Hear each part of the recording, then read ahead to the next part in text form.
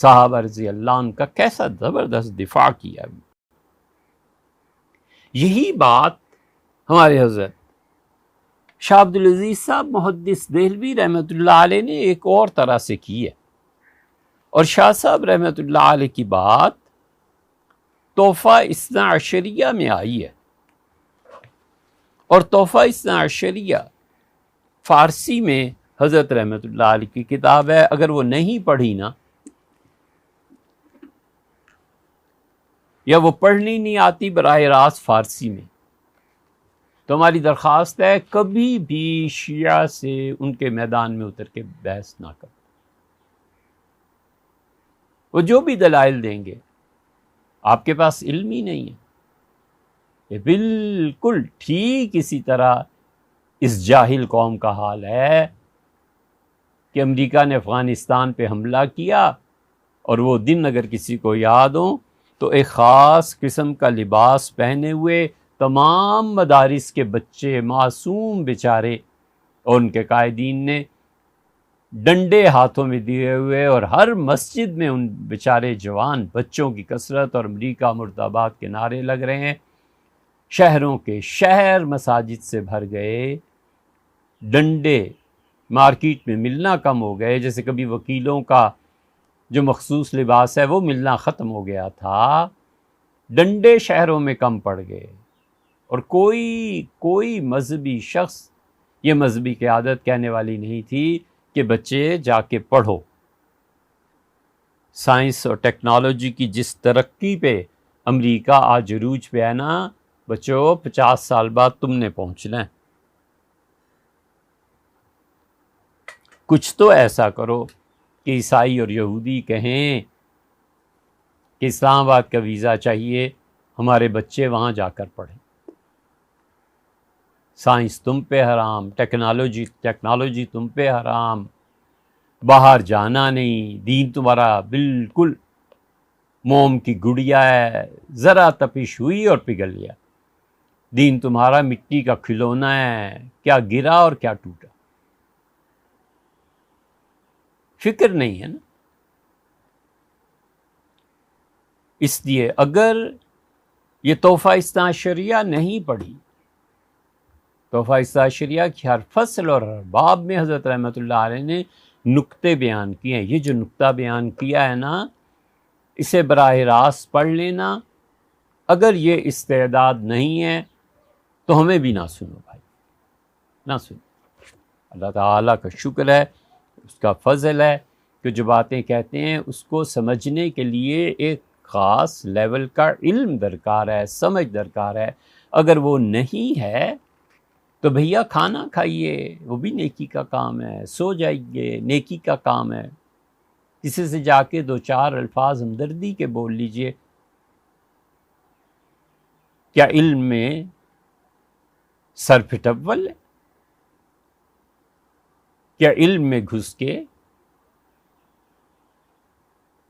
اپنی جہالت کا اعتراف کرنے کی بجائے اندر کے حسد اور بغض کی تسکین ہوتی ہے؟ مت پڑھیے.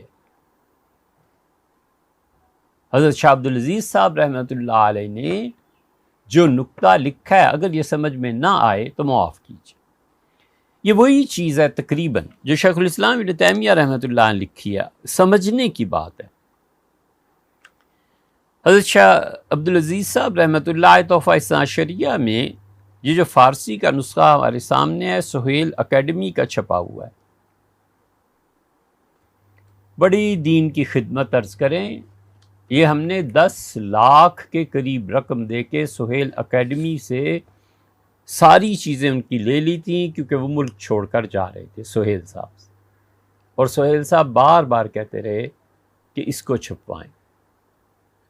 یہ تحفہ اثنا عشریہ اب بھی اس بات کی متقاضی ہے کہ ہم اس پر محنت کروائیں اور اس کو چھپوائیں. یہ منصوبہ آپ کے 70-80 ہزار ڈالر مانگتا ہے. کرو نا ہمت،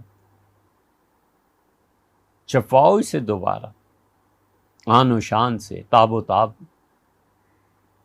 تاکہ لوگوں کو پتہ چلے کہ اہل تشیع جو رد کرتے ہیں اور ہمارے امام اہل السنہ حضرت شاہ عبدالعزیز صاحب رحمۃ اللہ جو کچھ فرماتے ہیں، یہ ہماری نسلیں پڑھیں،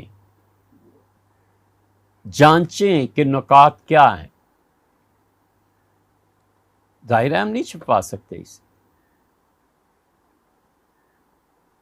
پیسہ رکھو اپنے پاس، تنخواہ دو کسی عالم دین کو، جس کا مقرر کریں کہ بچے اس کتاب کو ایڈٹ کرو، اور ایڈٹ کر کے جب چھپنے کی باری آئے تو پھر ہاتھ کھلا کریں. آپ سارے کام کوئی ایک ہی آدمی تھوڑے ہی کر لیتا ہے. اللہ تعالیٰ نے دین کی نصرت کی مختلف جہتیں رکھی ہیں. آپ کس پہلو سے دین کی خدمت کر سکتے ہیں، یہ سوچنا آپ کا بھی تو فرض ہے. حضرت رحمۃ اللہ علیہ اس اکیڈمی کے نسخے کی 339 نمبر صفحے پر فرماتے ہیں، یہ صفحہ فرمایا: درینجہ دقیقہ بائے دانست. اس مقام پہ پہنچ کے ایک نکتے کی بات ہے، بائے دانست. اس نکتے کو ہمیشہ یاد رکھو، اس نکتے پر غور کرو.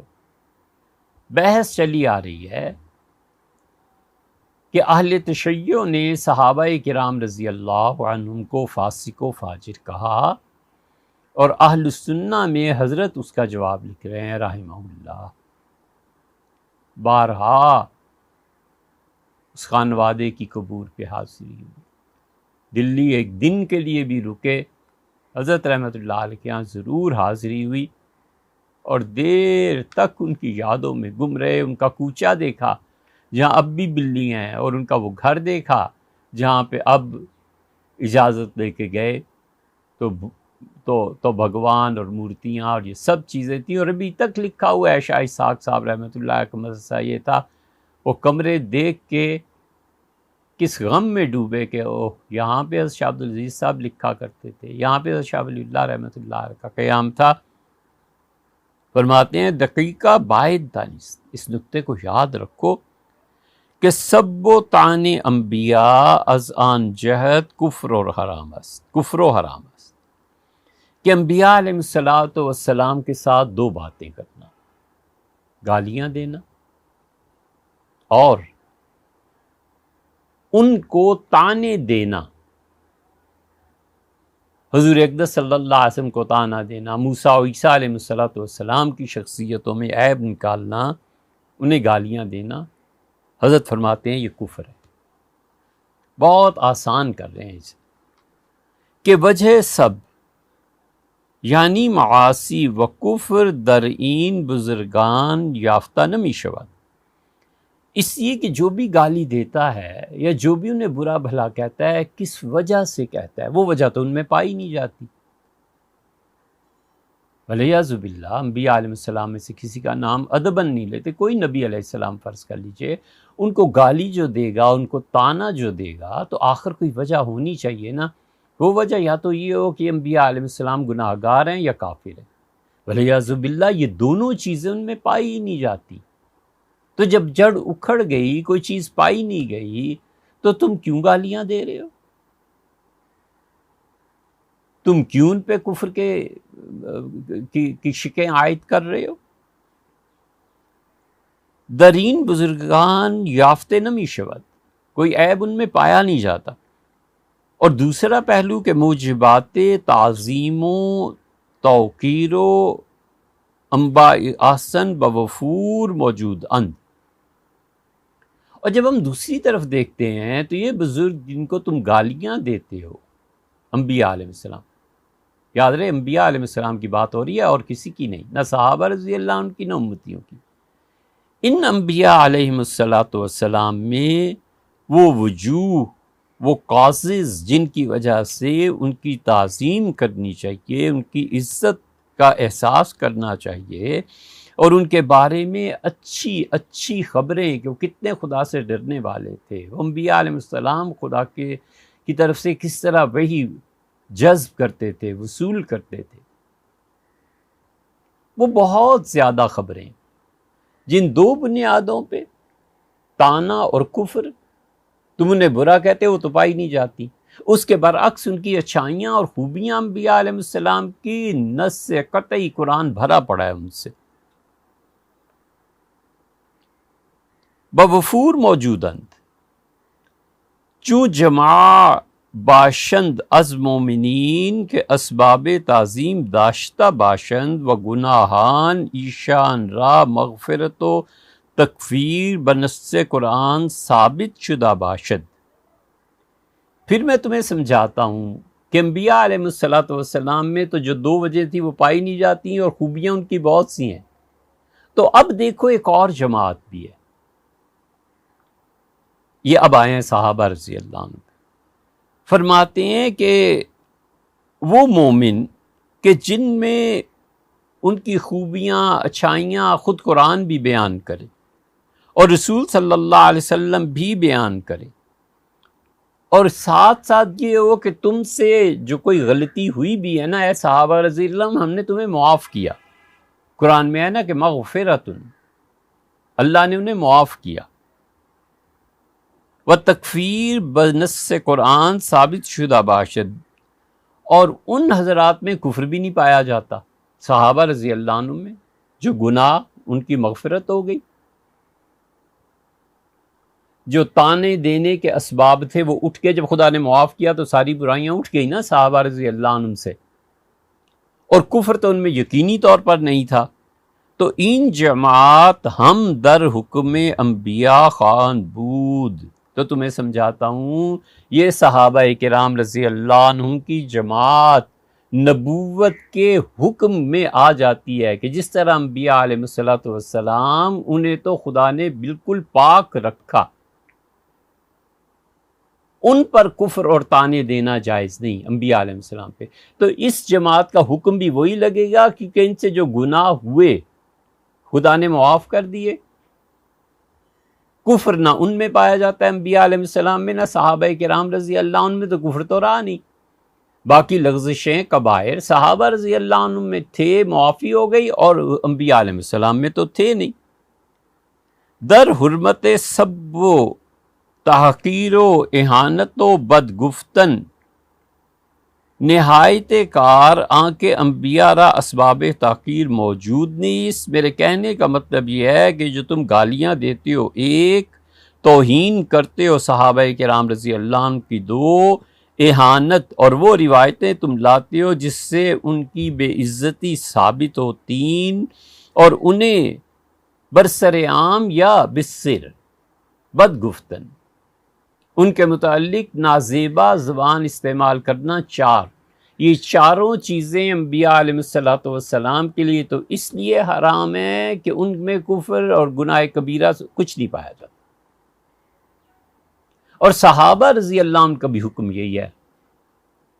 انبیاء علیہ السلام کا حکم اس لیے کہ انہوں نے تو ان میں تو ہے ہی نہیں سرے سے، انہوں نے کیے ہی نہیں. صحابہ رضی اللہ عنہ نے کیے لیکن اللہ نے معاف کر دیے. تو جب اللہ نے معاف کر دیے تو یہ حکم اور انہوں نے کیے ہی نہیں، دونوں کا طہارت کے باب میں، پاکیزگی کے باب میں حکم ایک ہی لگے گا. اگرچہ نبوت بہت بڑی چیز ہے، صحابیت میں سے کون نبوت تک پہنچ سکتا ہے رحمہ اللہ. حضرت فرماتے ہیں اس چیپٹر میں، اس بحث میں دونوں کا حکم ایک ہی لگے گا. وَإِنْهَا بعد از وجود معدوم شد، کیونکہ صحابہ رضی اللہ عنہ میں گناہ پائے گئے لیکن اللہ نے مغفرت کے ذریعے انہیں ختم کر دیا. اور جو چیز معدوم ہو جائے، ہٹا دی جائے، معاف کر دی جائے، وہ ہمیشہ کے لیے مٹ جایا کرتی ہے. اس کا ہونا نہ ہونا دونوں برابر ہے. انبیاء علیہ السلام میں کچھ نہیں تھا، فرسٹ کلاس. صحابہ رضی اللہ عنہ نے تھا اور اللہ نے مٹا دیا، اگین فرسٹ کلاس. دونوں کا حکم ایک ہو گیا. ودریم باب ولہذا تائب را بگناہ او تعبیر کردن حرام است. اس لیے صحابہ کرام رضی اللہ عنہ کی توبہ قبول ہو گئی. اب ان کی زندگیوں پہ تنقید کرنا، اب انہیں برا بھلا کہنا، اب ان کے معائب تلاش کرنا، اب یہ چیزیں لکھنا، یہ حرام ہے، کبیرہ گناہ ہے. وہ عوام امت غیر صحابہ. اب تیسری پہ آئیں. فرماتے ہیں یہ تیسری بات یہ ہے کہ صحابہ رضی اللہ عنہ کو چھوڑ دو تو باقی امت بڑے سے بڑا آدمی کیوں نہ ہو، تابعین سے لے کے قیامت تک کے آخری فرد ان مرتبہ نادارن وہ مرتبہ نہیں رکھتے جو صحابہ رضی اللہ عنہ کی توبہ کا مرتبہ ہے کہ تکفیر سیئات و مغفرت گناہان ایشان مارا بالقطع از وحی و تنزیل معلوم شدہ باش۔ کیا فارسی ہے، کیا فارسی، واہ واہ واہ واہ، کیا فارسی، کیا عبارت ہے حضرت رحمۃ اللہ۔